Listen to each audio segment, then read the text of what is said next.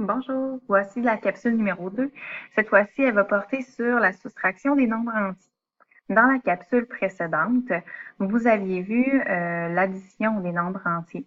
J'avais utilisé la méthode des jetons parce que dans cette situation-là, je pouvais représenter tous les cas possibles. Alors, pour la soustraction, je vais utiliser la méthode de la montgolfière. Et oui. Alors, d'abord, une petite introduction pour nous préparer.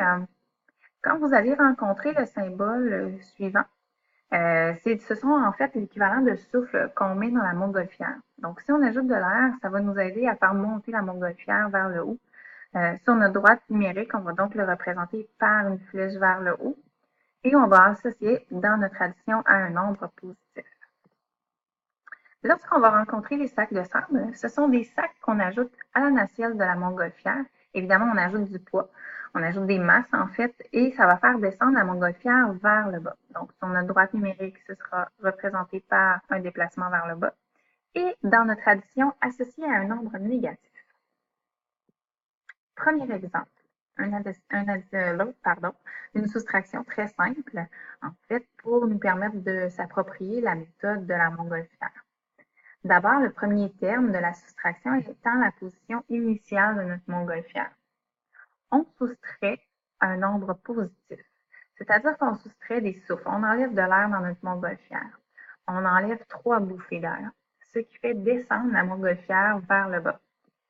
Elle va donc se retrouver à la position 5 sur la droite numérique et donc c'est pour ça que notre réponse, on obtient une valeur de 5. Premier exemple, j'espère que ça va pour l'instant. On y va tout de suite comme deuxième exemple avec une soustraction différente, c'est-à-dire notre premier terme est 4 et on lui soustrait 6. Elle n'est pas très différente parce qu'on a encore un nombre positif auquel on soustrait un nombre positif, mais on enlève une valeur qui est supérieure à la valeur initiale.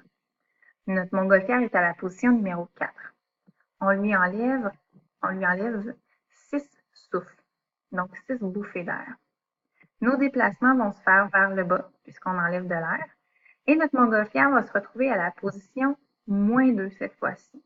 Donc, notre déplacement étant supérieur à la position initiale de notre montgolfière, elle se retrouve dans la section des entiers négatifs. Notre réponse, -2. Alors, c'est vraiment une question de raisonnement ici. Alors, on sait qu'on enlève une valeur supérieure, donc la réponse va être négative. Et pour trouver le déplacement final, à la position finale, on doit prendre la valeur positive la plus grande et on lui soustrait la valeur positive la plus petite, donc 6 moins 4. Troisième exemple. Donc, à chaque fois, on essaie d'ajouter un niveau de difficulté.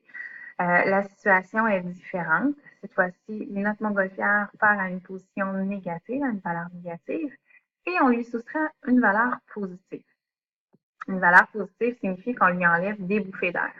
Encore une fois, comme les deux premiers exemples, notre montgolfière va voir son altitude descendre vers le bas. Alors, on lui enlève 5 souffles. Elle va donc se retrouver à la position -7. Cette fois-ci, un peu différent par rapport à la situation précédente. J'avais une valeur qui était -2, je lui enlève 5, je me retrouve à -7. Pour trouver mon déplacement total, je vais additionner les deux valeurs négatives, puisque les deux déplacements étaient dans la même direction. Ça fait donc un déplacement plus grand de 7. La valeur est négative, on comprend, puisqu'on était déjà dans une valeur dans les entiers négatifs et on continue de descendre. Alors, les 3 premières situations que je viens de vous présenter sont des situations de raisonnement. Vous êtes capable de le faire simplement par réflexion. Voici maintenant 2 situations plus particulières que vous avez probablement jamais rencontrées. Et oui, il faut s'attacher parce que ce sont des situations complètement différentes.